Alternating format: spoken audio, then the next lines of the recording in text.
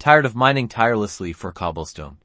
Today, we're building a super efficient, automatic cobblestone farm that will give you an endless supply for all your Minecraft projects. First things first, we need a few key components. You'll need a pickaxe, at least one water bucket, a lava bucket, and some building blocks like stone or cobblestone itself. We'll also need a few redstone items later on, but let's start with the core. Find a suitable spot and dig yourself a nice 3x3 square. This will be the base of our cobblestone generator. It's simple, but crucial. Now, carefully place your lava bucket in the very center of this 3x3 square. This is where the magic happens, our molten source of cobblestone.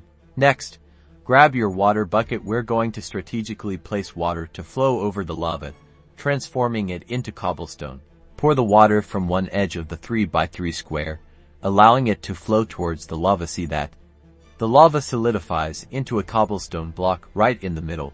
Now, use your pickaxe to break that newly formed cobblestone block. Each time you break it, more lava will flow, and you can keep repeating this process to generate endless cobblestone.